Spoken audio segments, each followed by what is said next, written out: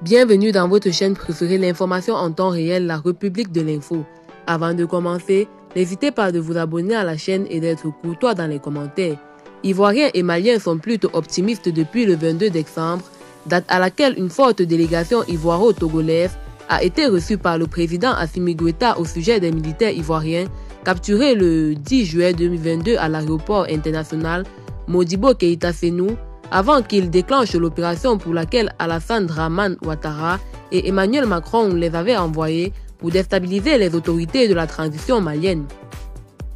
C'est seulement la façon de procéder pour la libération des mercenaires qui diverge.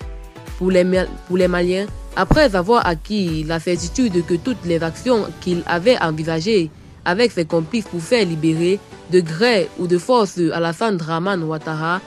est décidé de négocier sincèrement pour préserver les liens séculaires entre la Côte d'Ivoire, pays de la cola, et le Mali, pays du sel. Il faut, dans un geste fraternel hautement élégant, libérer les célèbres et encombrants prisonniers. Mais cela doit se faire, puisque le Mali est un État de droit qui a aujourd'hui à sa tête des officiers et des civils particulièrement attachés au respect de la justice. Dans le strict respect des institutions judiciaires nationales avant l'application des arrangements politiques enclenchés par Ouattara le dimanche passé, avec l'accompagnement de la médiation togolaise à travers le professeur Robert Dussey, ministre des Affaires étrangères du Togo, qui n'est pas encore totalement guéri de la céphalée qu'il a attrapée à Bamako il y a 3 mois. Le 29 septembre 2022, quand il a été doublement et douloureusement confronté avec les présidents ghanéens et gambiens venus au nom de la CEDEAO à l'épreuve humiliante des nano-micro-espionnages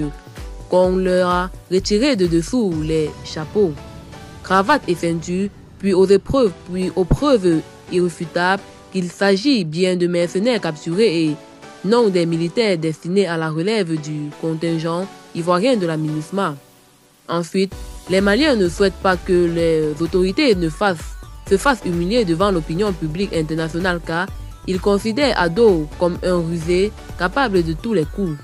En effet, si les autorités de la transition font passer la politique avant le judiciaire, elles risquent de perdre la crédibilité devant l'opinion africaine et internationale après avoir accusé officiellement des individus en les qualifiant de mercenaires, accusations dont elles disposent bien évidemment des preuves indéniables, les privant de leur liberté sans déployer les dispositifs judiciaires pour leur permettre de se défendre. Cela ressemblerait à l'irresponsabilité, ce dont ne peuvent se rendre coupables ni le colonel Assimi Goïta, ni le docteur Choguel Maïga, ni aucune autorité malienne. En commentant l'erreur de prêter le flanc à une mémorandum seulement politique qui fait fi de respect de la procédure judiciaire Ado et Guetter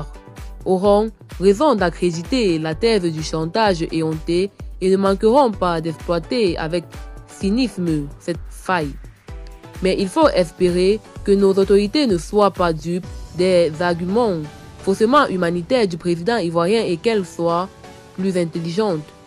Pour nombreux observateurs maliens, la vigilance quant à cet aspect est de mise car un diplomate suffisamment averti, Abdoulaye Diop, le ministre des Affaires étrangères et de la coopération internationale, en a touché un mot alors que les membres de la délégation ivoirienne n'en ont pipé une lettre. Eh bien, c'est tout pour cette note d'information. N'hésitez pas à mettre en commentaire vos impressions et à très bientôt pour une nouvelle note d'information.